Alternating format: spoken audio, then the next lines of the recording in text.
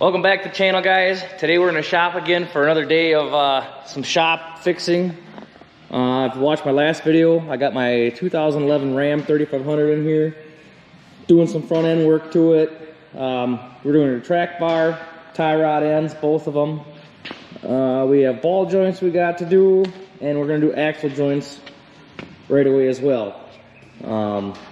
Just starting to get a little sloppy in the front, so we're gonna address it while we got some downtime. Today is just, boy, it's just as windy as all can be outside. We started getting some equipment out for tillage. We're just waiting around here to get in the fields, but I don't know if you can see the trees over there just blowing away.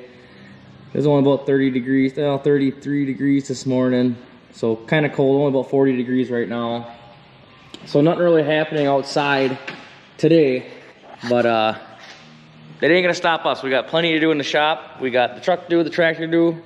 We have another tractor to get in here before spring field work gets going. So let's jump right into this. I already got it kind of tore apart, so we could figure out what we needed for parts. Got the parts here. Let's get them on.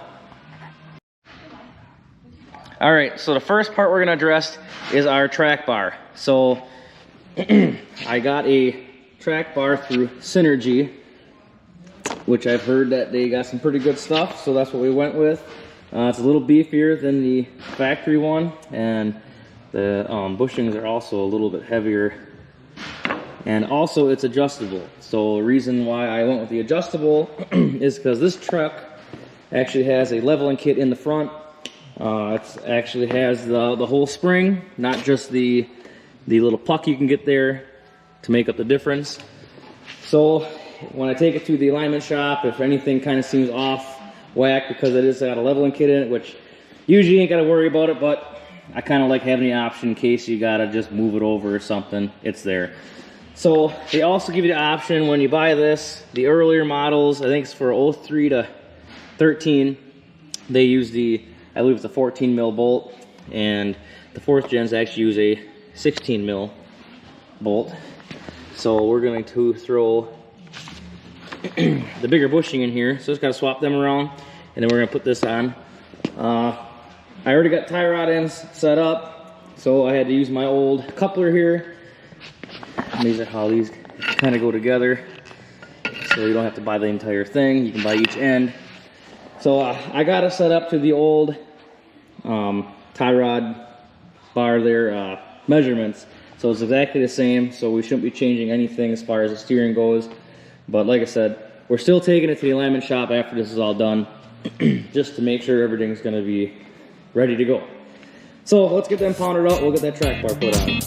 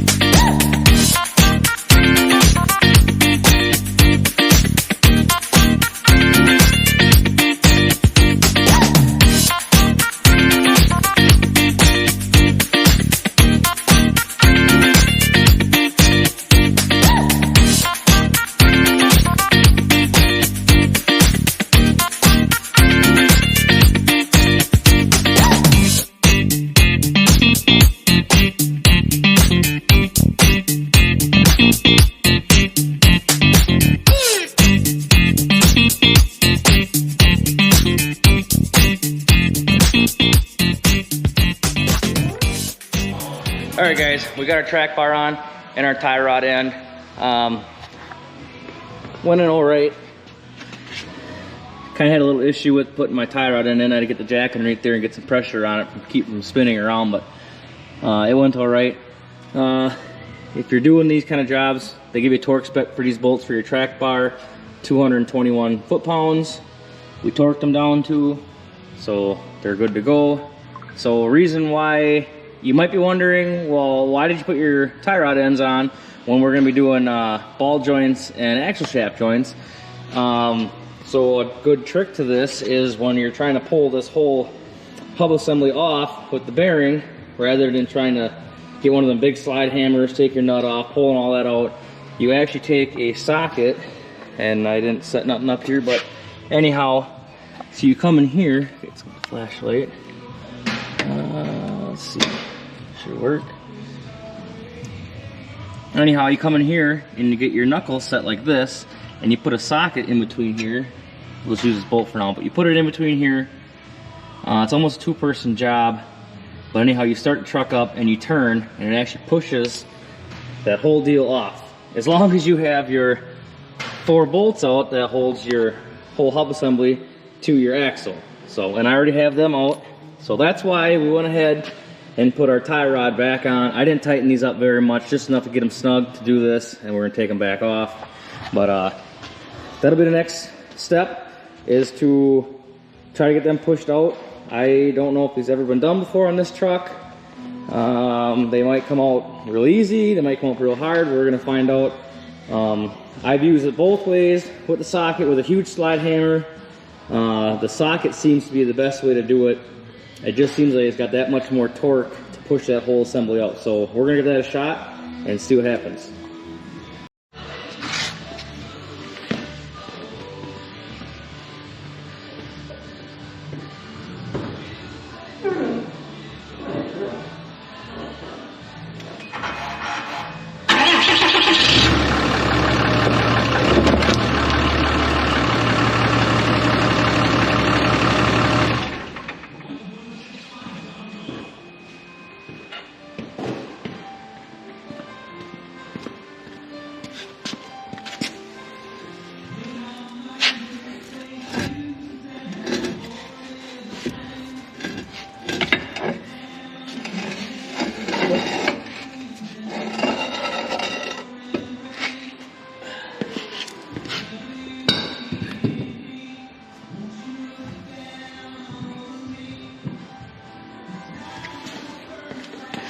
All right, so that's how that's done. Worked actually pretty slick. Came out pretty good. So set you guys up on the other side and get the other one out. So we're on the driver's side now. So like I said, all you gotta do, kind of turn this to about there, and then, oh, I think my steering wheel might be locked. 1 second.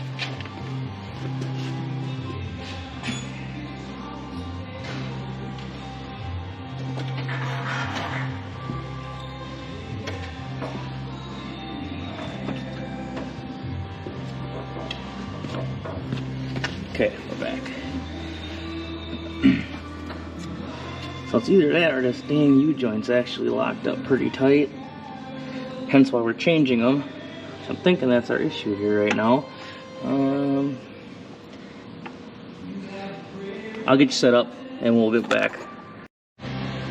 Okay, we got her in there. If it'll stay in there, we should push it right out. So I'm gonna start truck up. We'll get her out of here.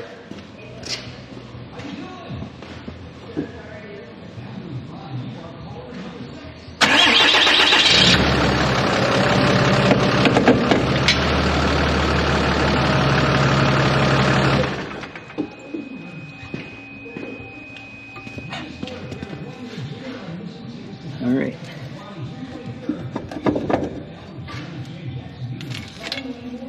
Make sure you always watch your ABS cables, because that breaks off, you can buy a whole new bearing, and they ain't too cheap. I'm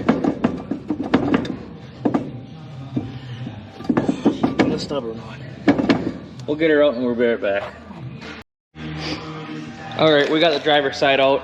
The reason why I was so stubborn is that actually that U-joint will not move this way at all. I mean, a little bit. Obviously, we drove the truck, but she's pretty tight. So, and actually, I was hearing clicking already too when I was driving the truck. So I was planning on changing them regardless. So that's why we got the parts. But anyhow, that's kind of how they come out of there. You got your seals way in there, if you can see them or not. We're not going to change them this time. They start leaking, we'll probably address them. But usually, you get lucky and got to do them. So, but you got your 4 bolts here, take them out, put that little socket in there and presses right out. So they came out pretty easy. So we're gonna get the tie rod end back off here and get the hub assembly off and start working on the ball joints.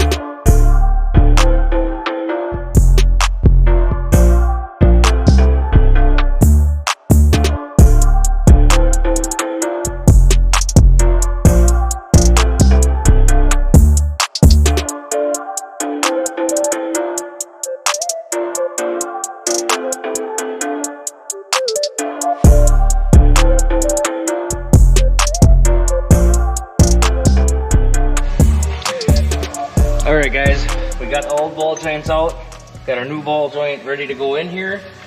So we got our ball joint tool. We're gonna set everything up. Just suck it up here and we'll put the snap ring in, away we'll go.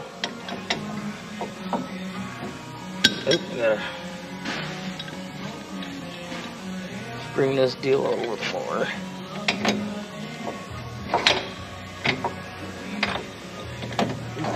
Get in there. We'll be right back. Alright, got our tool set up. All I gotta do is just kind of suck it in here.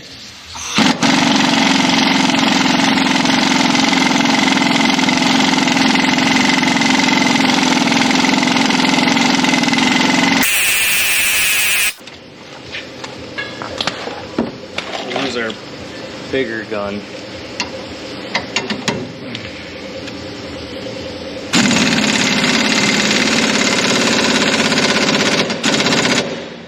Should be good.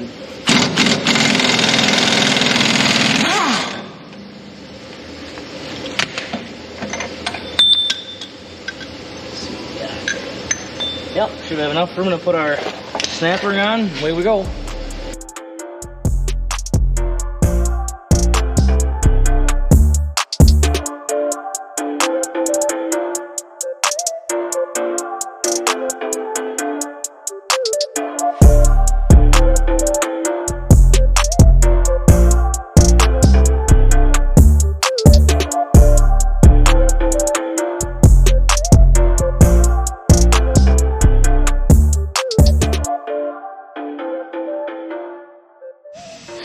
Alright guys, so we got the ball joints pressed out and pressed back in.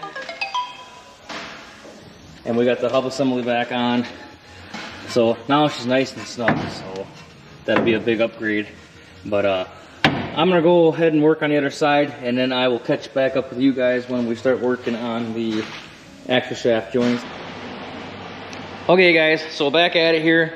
We got both of our sides done for our ball joints. We got this side all done up here. Got our tie rod ends back on, torqued down. We got our passenger side. That's the one I was gonna do when I left off with you guys. So got this one all back together, tie rod end on. This one was kind of a struggle. I actually ended up cutting off this upper ball joint with a mini angle grinder because it kept spinning inside of itself in a taper. But we got that one all done. So I did start taking apart the axle shaft joints. As you can see here, this one was toast. It was all dry in there, fell right apart. Didn't come apart too bad. So we got our new one right here when we're putting in. So I'll put you guys up on a time lapse, I think, of putting this one back together and tearing the other one apart. The other one, I think I might have showed you this already, but is definitely seized up, so she don't want to even move one way. So that like I said, I was having a clicking noise every time you kind of wanted to turn a little bit when I was driving this truck, and I knew something had to be up. Definitely was the culprit. So I'll get you guys set up on a time lapse, and we'll knock these axle shaft joints out.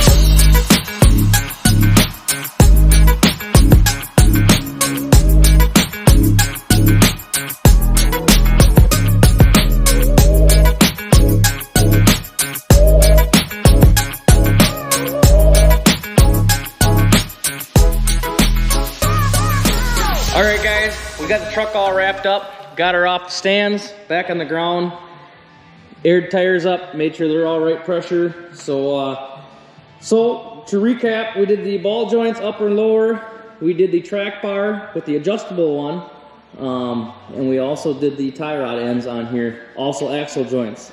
So she should be ready to go for quite a long time. So I am going to schedule an alignment appointment for it just to make sure everything is within check. Kind of moved a lot of things around. Even though I measured it, I just want to make sure this thing's going to drive straight down the road. So we're going to get the truck out of here, make room for our next project. We're going to probably keep working in the shop here for a little while yet, just because the weather just ain't cooperating with us to start any spring field work up here in the central part of Wisconsin. So we got some tillage equipment out already, just trying to get things ready to, once the weather's good, we're gonna be hitting the fields pretty hard. So like, subscribe, share, and we'll see you on the next one.